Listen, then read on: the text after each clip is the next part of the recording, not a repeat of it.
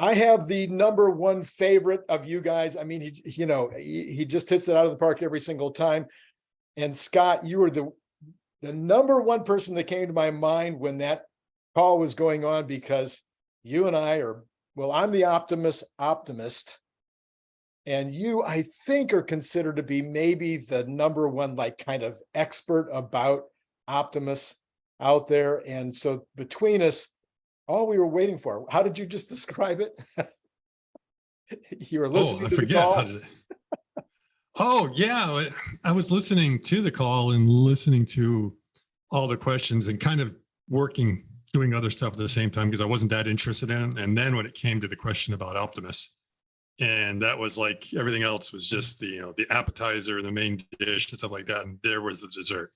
Yeah. And I didn't think the question was going to make it. There was some concern because they were voted upon, and I think it was maybe in 8th place or something like that. But I think the reason it made it is that a lot of the other questions, Elon didn't really care about. So it's just asked and answered, move on. Now, I didn't do a sophisticated analysis. It's probably too nerdy for me. I was thinking it would be interesting to go through all the questions and actually find out how much time Elon spent answering any particular question and rank them that way to get an idea of his interest. Now, he did spend a lot of time on Optimus. I don't know if it was like the number one, but he did spend quite an amount of time answering that question as opposed to just blowing it off. Yeah, he could have easily just said, it's too early to say much about it, but he did spend some time. So I don't hear any of the other, I haven't listened to everybody's review of what took place today, but the ones I've listened to, I haven't heard anybody talking about that question. And as far as I'm concerned, I don't care how you look at it. If you do the proper analysis, that was the most important question of the day and the most important answer of the day. So let's go through it. Okay. So the first thing, I agree. It was the most important question of the day. The answer was probably the most disappointing from our standpoint, because I don't know, one of or both of us will probably be eating crow at the end of the year. I'm not sure we're going to hit that 500 or 1,000 target, but they are talking about ramping up. I wasn't disappointed at all. He says, okay, we got 5 or 10 bots. Okay, fine. I didn't say 1,000 now. We've got 5 months to go. Still got time, yeah. Plenty of time to get 1,000 or 500. And by the way, if it was 250 or 100, I'd still be thrilled. But my number was designed to be like an out there number, so that it would call attention and would throw out the idea of 1,000 could be done. There was no reason that it couldn't be done. And your number of 500 was, along those same lines. So what did we get out of this call? And the first thing I believe we got out of the call was that there's a limiting factor. And the only limiting factor is, go ahead. The actuators. And I know that makes sense. And I know the least about actuators. I know like nothing about actuators. So it's like, okay, this is the limiting factor. And he still said, we'll be manufacturing, we'll be in production on these in November. Ramping up end of November, So talk to me about what you think has to be done to get these actuators ramped up by November. Okay, so I think that the first thing is the number of bots. I'm not sure Elon himself knows the number. He might be so busy with everything because there's 2 times now where they kind of fumbled the number. If you remember the investor day, they were, he said something about, I suppose we have like several of them in the list. He didn't have a definitive number. He kind of wasn't sure because I think it's the first time he saw that video when he was ad-libbing right through the whole thing. And then he kind of said 5 bots and then was like, oh, right, it's 10 or something like that. And it's like, we know there are 5 bots because we've seen 5 bots in the video. Yeah. And our expectation was it had to be more by that point. And there were probably already more in the background at the point. We couldn't believe that there were all of those. But he says 10, and it says like more every month. So they are producing them. Now, if you look at the limiting factor, probably the only thing that there are more components of in Optimus might be like nuts and bolts. There are more actuators than probably any other component in there because there's 40 total. And even though it's a smaller SKU, I think, a total of like 7 really different actuator types in there, that's still a significant number. And I had to listen a couple of times to what he said because some of the things kind of threw me off. The first thing they talked about, which we've already known, is that they've designed their own actuators. And the reason they designed their own actuators is they could not find any commercially available ones that fit the need that they wanted. And so they had to go in and find out what would be the right. And he said, like, for any price. So it's not like big, we're cheapskates and want to get them really cheap. It's like, no matter how much money you spend, you cannot actually get what you want. And then it was interesting. Someone then kind of cut him off for a second and said something about a compelling humanoid robot. And then he said, oh, yeah. And I was trying to find out whose voice that was. And it didn't sound like Zach. I don't think it was Lars. Maybe it was Drew, but it was someone else definitely interjected that. And I'm not sure if they were throwing shade on some of the other companies out there that are putting bots together, which implies that maybe they're using off-the-shelf components, because I've been wanting to talk to some of them to find out, are they in the same situation? Are they buying off the shelf, or are they having to do it themselves? Because that's a big lift right there. It's bad enough that you're trying to build your own bot. If you have to get down to the actuators, then it's a little bit trickier. So it's not to mean that some of them aren't doing it, but it does complicate things a little bit. So he said, like, the first bot in November using like Tesla designed actuators. And I kind of, well, wait a minute, what do the bots have right now?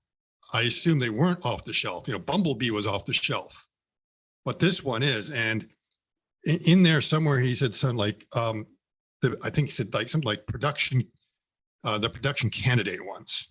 So what I think he means is that in November, they'll have the first Tesla bot ready that's designed for manufacture. They've literally got all the rough edges off of it, And which means I think. And didn't you also feel, though, that it will be actuators that are manufactured in-house? Yes, and they already are, I think, manufactured in-house. They've already been designed and they probably are making them, but they're very bespoke. Yeah. And that's why I was thrown off. It's like, well, wait a minute, they didn't buy these somewhere else, did they? Are these not the real deal? I mean, what are we seeing? Because it looks like what their designs were. And he said something about it being like the production candidate. So they were refining the design, and they have yet to have an actuator that's rolled off the production line. So when they start having them rolling off whatever internal production they have, then it's like, well, that's like the first bot. Now I can understand that there's probably a lot of tweaking going on, because I've kind of wondered that if you're building the actuators sort of one by one, and you're trying to get your windings and everything right, there's going to be variation between them, which means each of them is going to have slightly different performance. The performance curve is going to be different. If you're trying to train your neural network, and every single actuator, every single bot literally has a personality, it might be really hard to dial it in. So ideally, you would like to make sure that they are as close as possible to one another. Right. And that only happens when you start to scale up and really get a manufacturing situation going to get them down. Now, he talked about other things about the design of making it lighter and tighter, because I've been a bit concerned about kind of the size of some of those things. And maybe it's because, we're just building these things by hand right now. Give us a break. When they get ready to scale, they may fine tune it a little bit, and they may be able to compress some of those things a little bit more. So we may not be seeing the final version, which means the shoulder, Optimus won't look like an NFL linebacker. It'll be a little bit better. Some things may be getting better, which means it'd be ready to be deployed. So it sounds like they're hoping by November to have a lot of that. Now, we know they're already hiring a lot of people for the manufacturing process, including someone who would be designing the factory for the ramp up in Sparks, which is the expectation is going to be there.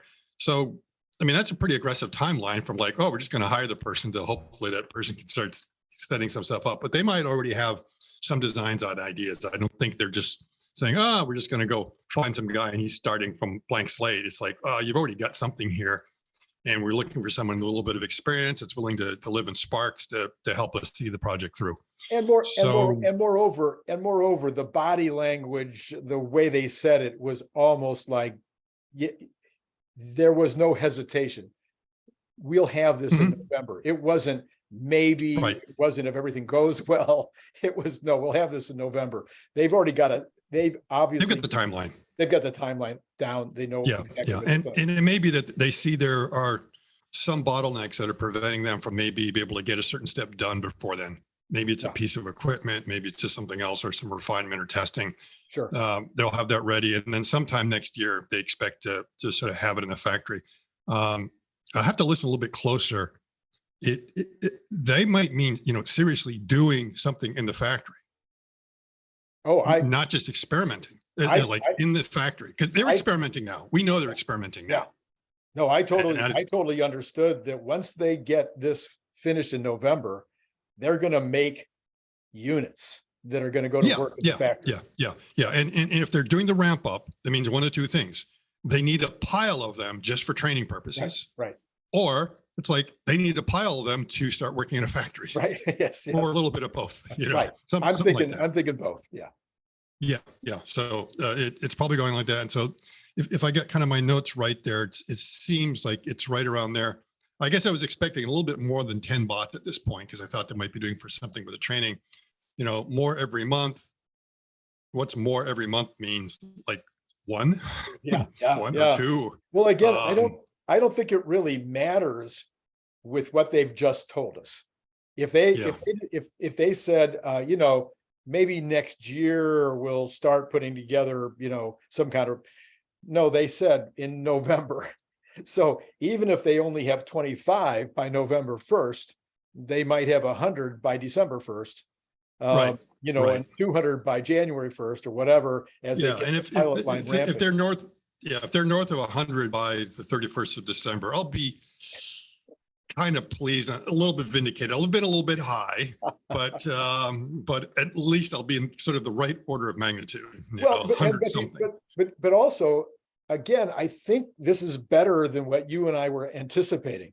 What we were anticipating was 250, 500, 1,000 built by hand. They're saying, no, we're not going to build 1,000 by hand. We're And going to build yeah, 20 or 30, whatever it is, by hand. And we're going to start making these on a line before the end of the year. That's ahead of my expectations. yeah, I think I agree because we've talked about that. Yeah, they could build a lot of these manually and get fairly good numbers out of them. But our feeling was an early scale up for the training. And Yeah, it might be that they are getting so much out of the simulation for the training, they might find right now that they don't need that large number. And to me, that would be a bit of a shock that they're not doing it, because it seems to me you still need that real world experience, the real physical. But but again, it may be that does happen up in the ramp, because you said early next year they expect to have them in the factory, which means they still need a little bit of training time. But right. again, the limiting factor, like I say, it might be a complete waste to do all that real world training if your actuators are like all over the map as far as capability. Right. Absolutely. Yeah. Yeah. I like your analysis. So if you get 100 in December, you get 100 in January, you put 100 in February, and some of them are working in the factory and some of them are doing training missions. Some of them are, you have all these different applications for them. The other thing that I heard him say was, no, we're going to production by Yep. the end of next Yep. year. Ramp up. Yep. And the ramp up starts after that. Once they finally have it. So they'll basically, you're saying that the first one off the line is in November. Yeah. Yeah. So it's And and then next year, maybe the same time next year, they could be actually in. okay. So AI Day is going to be the week before Thanksgiving. That's Yeah, my prediction, yeah, there you because go. they're going to want to show the first one that came off the line, Yeah, if they're talking about November. So that's it. it's probably not September, October. That might be when AI Day is. Yeah. So I think we're thinking along the same lines. I think it was the most important piece of information that was given. Now, why do I think it's the most important? Well, because it's the biggest potential TAM, it's the biggest potential numbers, it's the biggest potential profit, it is the biggest potential for changing the world. I mean, everything about this is huge. I also believe it's probably at least equal to FSD on Elon's mind in terms of what he cares about right now that needs to get done. I think Yep. that's probably true. Yeah. Now, as far as the guests that you have on your show, I know every time you have a guest in a show, they're your favorite guest. That you always tell them that. You're just like a Different, parent. You're my favorite child. But of your favorite guests, you, me, and Herbert are probably the ones that are the most bullish on Tesla bot, right? Right. And then your other favorite child there, Brian, he's not quite on board yet, is he? Which Brian? I got Brian White and Brian Wang. Brian, well, I was going to say Brian W, but I guess I have to say Brian White. So he's bullish on everything, but he's not quite. So he would probably be more excited about FSD and some of the other aspects of it. But you're right. It's between you and me and Herbert, and probably a little bit John. Well, Brian Wang also, he's bullish on everything. He's sometimes makes me look like I'm in reverse by comparison. But yeah, I think he's pretty excited about the bots as well. And then I think Warren also is pretty bullish on it as well. Yeah. Okay.